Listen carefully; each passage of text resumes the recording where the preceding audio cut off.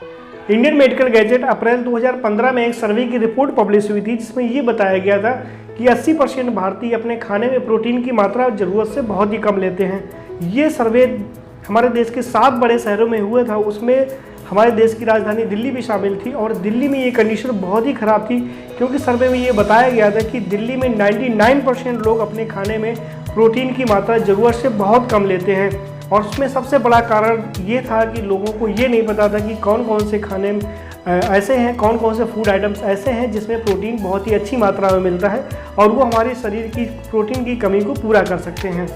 क्योंकि जो हमारे शरीर में लंबे समय तक प्रोटीन की मात्रा काफ़ी कम जाती है तो इससे हमारा पूरा शरीर तो प्रभावित होता ही है, साथ साथ हमारा पूरा जीवन भी इससे प्रभावित होता है क्योंकि प्रोटीन बहुत तरीके से हमारे लाइफ को अफेक्ट करता है, जैसा कि मैंने पिछले वीडियो में इसके बारे में चर्चा भी की थी। तो दोस्तों इस वीडियो में हम इसी बारे में बात करेंगे कि कौन से ऐसे प्रोटीन के बेहतरीन स्रोत हैं जिसमें प्रोटीन बहुत ही अच्छी मात्रा में मिलता है और आप अगर उसको रेगुलर शामिल करते हैं अपनी डाइट में तो आपको कभी प्रोटीन की कमी नहीं होगी।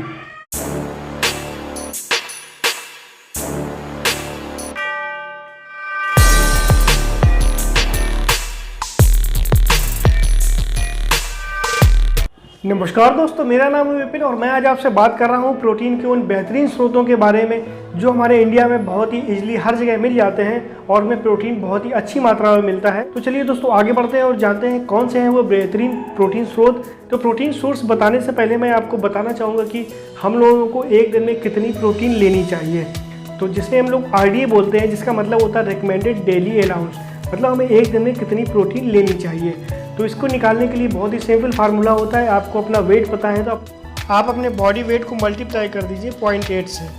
तो जैसे अगर आपका वेट 60 kg है तो 60 मल्टीप्लाई बाई 8 इट मीन्स आपको 48 ग्राम आपको प्रोटीन लेनी होती है। एक दिन में आपकी रिक्वायरमेंट 48 ग्राम होती है। इफ अगर आपका वेट 70 kg है तो 70 मल्टीप्लाई बाई 0.8 इट मीन्स 56। तो इसका मतलब आपको एक दिन में 56 ग्राम आपको प्रोटीन लेनी होती है। इसके अलावा जो ये 0.8 है ये वेरी करता है काफ़ी जगह पे। जैसे कि अगर कोई ग्रोथ फेज में है, उसकी एज मान लीजिए एडोलसेंट एज है 8 ईयर से लेकर लगभग 17 ईयर ओल्ड एज है, तो उस समय ग्रोथ बॉडी की बहुत तेज होती है। तो उस समय 1 मल्टीप्लाई बाई वेट मतलब जितनी आपके बॉडी का वेट है लगभग उतने ग्राम आपको प्रोटीन लेनी होती है।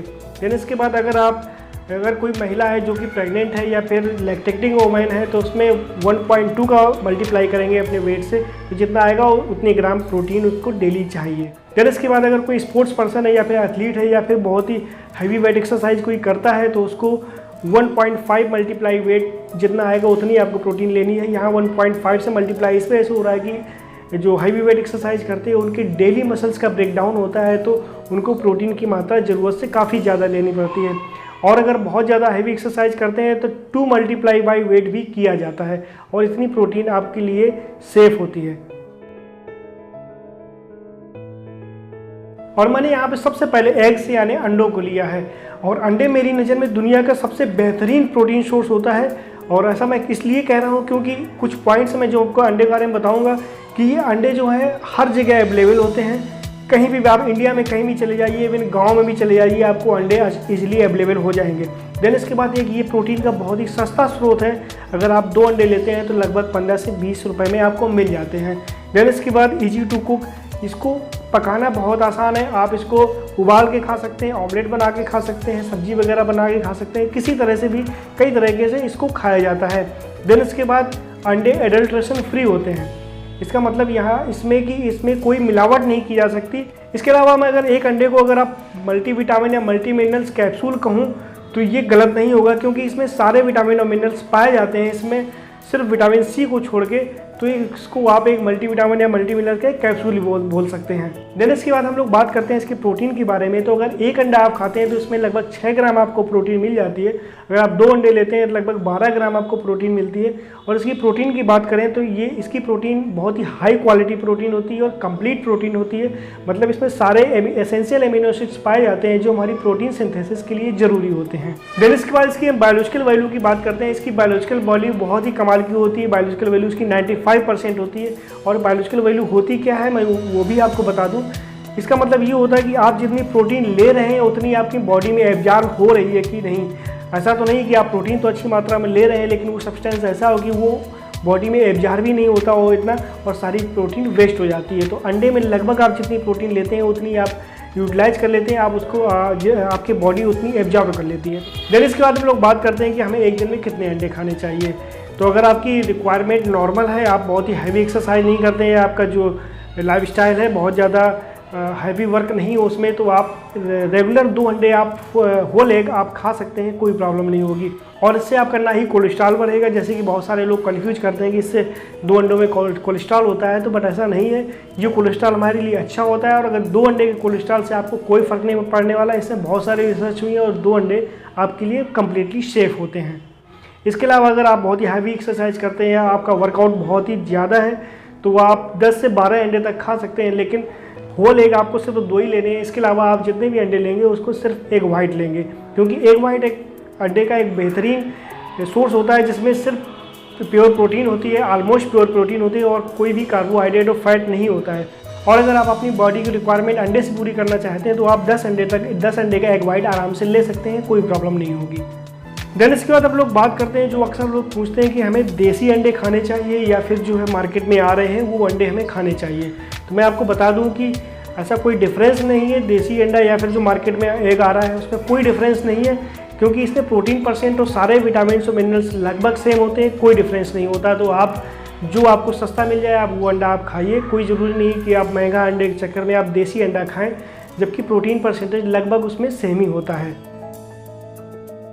देन इसके बाद मैंने फिश यानी मछली को लिया है। मछली भी एक प्रोटीन का बहुत ही अच्छा स्रोत माना जाता है पूरी दुनिया में, और अगर आप 100 ग्राम मछली आप लेते हैं तो लगभग उसमें 20 से 22 ग्राम आपको प्रोटीन मिल जाती है, और इसकी बायोलॉजिकल वैल्यू भी बहुत अच्छी होती है। इसकी बायोलॉजिकल वैल्यू लगभग 76% होती है। अगर आप 100 ग्राम अगर प्रोटीन लेते हैं तो उसमें ये मान लीजिए कि आपको 76% तो आपकी बॉडी में मिल ही जाएगी। देन इसके बाद हम लोग बात करते हैं इसके प्रोटीन के बारे में। तो प्रोटीन इसकी बहुत ही हाई क्वालिटी प्रोटीन होती है, और ये कंप्लीट प्रोटीन होती है इसकी। इट मीन्स इसमें सारे एसेंशियल एमिनो एसिड्स पाए जाते हैं जो हमारी बॉडी में ग्रोथ के लिए, हमारी बॉडी में प्रोटीन सिंथेसिस के लिए ज़रूरी होते हैं। देन इसके बाद इसमें बहुत सारे न्यूट्रिशन पाया जाता है, जैसे कि इसमें ओमेगा 3 फैटी एसिड्स भी पाए जाते हैं, और ये ओमेगा 3 फैटी एसिड्स एक एंटी इन्फ्लेमेटरी की तरह काम करता है, और ये कार्डियो प्रोटेक्टर होता है, और या फिर हम कहें इसको ये एंटी एजिंग भी होता है, या फिर ये ब्रेन डेवलपमेंट के लिए बहुत ज़्यादा हेल्प करता है। तो इस तरह से इसके बहुत सारे फ़ायदे हैं। साथ ही साथ इसमें बहुत सारे विटामिन भी पाए जाते हैं, जैसे कि fat soluble vitamin A, D, E, K। इसके अलावा और भी बहुत सारे मिनरल्स जैसे कैल्शियम, आयरन, और या फिर और बहुत सारे जो माइक्रो न्यूट्रिएंट्स हैं वो इसमें भरपूर मात्रा में हमें मिलते हैं। देन इसके बाद मैंने लिया है मिल्क यानी दूध को। ये भी एक प्रोटीन का बहुत ही अच्छा स्रोत होता है, और हमारे इंडिया में सब जगह लगभग दूध मिलता है। और अगर आप 100 ग्राम मिल्क लेते हैं तो लगभग उसमें 4 ग्राम आपको प्रोटीन मिल जाती है। तो इजीली आप एक बार में 300 ml आप दूध तो इजीली पी सकते हैं, तो उसमें आपको 12 ग्राम प्रोटीन आपको लगभग मिल जाती है। और इसकी अगर प्रोटीन की बात करें तो ये भी एक बहुत ही अच्छी क्वालिटी की प्रोटीन होती है, क्योंकि ये एनिमल प्रोटीन का एक स्रोत है। और इसके बाद जो ये कंप्लीट प्रोटीन होती है, क्योंकि सारे एसेंशियल एमिनो एसिड्स में मिलते हैं। और इसकी बायोलॉजिकल वैल्यू की बात करें तो इसकी बायोलॉजिकल वैल्यू 91 होती है, जो कि एक बहुत ही अच्छी बायोलॉजिकल वैल्यू है। आप जितनी प्रोटीन लेते हैं लगभग आपको उतनी प्रोटीन मिल जाती है। बट इसमें एक प्रॉब्लम ये है कि जितनी आपको इसमें प्रोटीन मिलती है आपको इससे ज़्यादा इसमें फैट भी मिल जाता है। अगर आप फुल क्रीम मिल्क लेते हैं तो अगर आपको 4 ग्राम प्रोटीन मिलती है तो लगभग 6 ग्राम या मोर देन 6 ग्राम आपको फैट भी मिल जाता है, जो कि हेल्थ के लिए इतना अच्छा नहीं है। तो सबसे अच्छा ये रहेगा कि आप स्किप्ड मिल्क ले तो वो ज़्यादा बेटर रहेगा। इसमें प्राइस में भी आपको काफ़ी कम में मिलेगा ये। और मिल्क में भी सारे विटामिन और मिनरल्स लगभग पाए जाते हैं। और अगर आप विटामिन सी को छोड़ दें या फिर से कुछ हद तक आप आयरन को छोड़ दें तो लगभग सारे विटामिन और मिनरल्स इसमें पाए जाते हैं। देन इसके बाद हम लोग बात करते हैं कॉटेज चीज़ के बारे में, जिसे हम लोग पनीर भी कहते हैं। और अगर आप 100 ग्राम पनीर खाते हैं तो लगभग इसमें 15 ग्राम आपको प्रोटीन मिल जाती है। और इसकी भी प्रोटीन बहुत ही कंप्लीट प्रोटीन होती है। इसमें इट मीन्स आपको लगभग सारे एसेंशियल अमीनो एसिड मिल जाते हैं जो आपकी बॉडी की प्रोटीन सिंथेसिस के लिए ज़रूरी होते हैं। और अगर आप प्योर वेजिटेरियन हैं तो एक प्रोटीन का बहुत ही अच्छा स्रोत ये माना जाता है। बट इसमें एक प्रॉब्लम यही रहती है कि आप जितना प्रोटीन लेते हैं इसमें भी आपको उससे ज़्यादा फैट, इवन 20% फैट 100 ग्राम में लगभग 20% आपको फैट तक मिल जाता है। तो ये एक अच्छा अमाउंट नहीं है। तो सबसे बेटर यही रहेगा कि आप अगर घर में पनीर बनाएं, आप स्किम्ड मिल्क का पनीर बनाएं तो वो ज़्यादा बेटर रहेगा। देन इसके बाद अगर हम लोग विटामिन और मिनरल्स की बात करें तो उसमें लगभग सारे विटामिन और मिनरल्स मिलते हैं, सिर्फ विटामिन सी और आयरन छोड़ के। और इसकी बायोलॉजिकल वैल्यू की बात करें तो इसकी बायोलॉजिकल वैल्यू लगभग 81% होती है, जो कि एक बहुत ही अच्छी वैल्यू है। आपको बहुत ही अच्छी मात्रा में इसमें प्रोटीन मिल जाती है। देन इसके बाद अगर कोई पूछता है कि हमें एक दिन में कितना पनीर खाना चाहिए, कितना पनीर खाना सेफ़ है हमारे लिए, तो ऐसा कोई एक लिमिट या कोई ऐसी गाइडलाइन नहीं है, क्योंकि सबसे बेटर यही रहता है कि आप अगर प्रोटीन लेना चाहते हैं, आप अपनी बॉडी की रिक्वायरमेंट पूरी करना चाहते हैं, तो आप वैरायटी ऑफ सोर्स से ले, कभी एक स्रोत पे निर्भर ना रहें, कभी एक फूड आइटम पे आप अपनी प्रोटीन पूर्ति करने का ना सोचें। आप होल आइटम जितने भी हैं, बहुत सारे आइटम जितने भी खा सकते हैं आप उनको खाइए, सभी से आप प्रोटीन लीजिए, ये सबसे बेस्ट रहेगा और हेल्दी भी रहेगा। देन इसके बाद हम लोग एक और प्रोटीन स्रोत की बात करते हैं जो बहुत ही अच्छा है, जिसे हम लोग चिकन बोलते हैं, जो बहुत लोगों का फेवरेट भी होता है जो लोग नॉनवेज खाते हैं। तो इसमें भी प्रोटीन बहुत ही अच्छी मात्रा में मिलता है। एक हाई क्वालिटी प्रोटीन होती है और एक कंप्लीट प्रोटीन होती है। और अगर आप 100 ग्राम अगर चिकन लेते हैं तो लगभग आपको 20 ग्राम उसमें प्रोटीन मिल जाती है। और लगभग जो है ये आपको 100 ग्राम आप 20 to 25 रुपीज़ में आपको इजीली 100 ग्राम चिकन मिल जाता है। और जितना कि और सेम लगभग जो है पनीर भी लगभग 100 ग्राम अगर आप लेने जाएंगे तो लगभग 20 से 25 रुपये का ही मिलेगा। तो जो लोग नॉनवेज खाते हैं वो लोग चिकन खा सकते हैं, और जो लोग प्योर वेजिटेरियन हैं उनके लिए पनीर बहुत ही बेस्ट ऑप्शन रहता है। इसके बाद अगर बायोलॉजिकल वैल्यू की बात करें कि हम जितनी प्रोटीन लेते हैं उतनी में मिलती है कि नहीं, तो अगर बायोलॉजिकल वैल्यू की बात करें तो उसमें लगभग 80% इसकी बायोलॉजिकल वैल्यू होती है, जो कि एक बहुत ही अच्छा अमाउंट है। इसके बाद हम लोग बात कर लेते हैं कौन सा पीस चिकन का बेस्ट रहता है। तो जो अगर आप ब्रेस्ट चिकन लेते हैं, ब्रेस्ट पार्ट लेते हैं, तो वो सबसे बेस्ट रहता है। और लेग पीस जो सबसे ज़्यादा अमूमन इंडिया में पसंद करते हैं, तो उसमें फ़ैट की परसेंटेज जो है ब्रेस्ट पीस से ज़्यादा होता है। आप में से बहुत सारे लोग होंगे जो ये कहेंगे कि मैंने नॉनवेज सोर्स बहुत ज़्यादा लिए हैं, बट ऐसा नहीं। मैंने सिर्फ 3 नॉनवेज सोर्स लिए हैं। तो पहला इसमें जो है एग हो गया, देन इसके बाद फिश हो गया, देन इसके बाद मैंने चिकन को लिया। तो अब मैंने इनको तीनों को लेने की मेरी मजबूरी थी, क्योंकि जो एनिमल प्रोटीन होती है वो बेस्ट क्वालिटी प्रोटीन होती है और एक कंप्लीट प्रोटीन होती है in comparison to plant protein. क्योंकि प्लांट प्रोटीन एक कंप्लीट प्रोटीन नहीं होती है, उसमें से बहुत सारे जो कुछ ऐसे सोर्स है जो कि बहुत अच्छी प्रोटीन होती है, बट उसमें कुछ एसेंशियल अमीनो एसिड जो होते हैं एब्सेंट होते हैं। इसलिए प्लांट प्रोटीन को कंप्लीट बनाने के लिए उनको मिक्स करके और सारे आइटम्स के साथ खाना पड़ता है। देन इसके बाद हम लोग बात करते हैं सोयाबीन के बारे में। और सोयाबीन एक बहुत ही बेस्ट प्लांट प्रोटीन है, जिसमें कि प्रोटीन परसेंटेज बहुत ही अच्छा होता है। अगर आप 100 ग्राम सोयाबीन लेते हैं तो लगभग इसमें 20 ग्राम से लेके 45 ग्राम तक आपको प्रोटीन मिल जाती है। मतलब 20 से 45% तक आपको प्रोटीन मिलती है। और ये प्रोटीन परसेंटेज वेरी करता है कि आपको सोयाबीन कैसे ले रहे हैं। अगर आप बॉयल करके ले रहे हैं, या फिर आप कच्चा खा रहे हैं, या फिर आप किसी अन्य फार्म में ले रहे हैं, जैसे कि सोया मिल्क हो गया, या फिर जो है इसका पनीर बनाते हैं जैसे हम लोग टोफू बोलते हैं वो खा रहे हैं, या फिर जो सोया चंक के फार्म में खा रहे हैं। तो इस तरह से इसमें प्रोटीन परसेंटेज बहुत ही अच्छी मात्रा में मिलता है। और इसकी बायोलॉजिकल वैल्यू की बात करें तो लगभग इसकी बायोलॉजिकल वैल्यू 73% होती है, जो कि एक अच्छी वैल्यू है। बट इसके साथ एक प्रॉब्लम यही है कि इसमें फाइटोएस्ट्रोजन पाया जाता है, जो हमारे टेस्टोस्टेरोन लेवल को, जो हमारा मेल सेक्स हार्मोन है, उसके लेवल को डाउन करता है।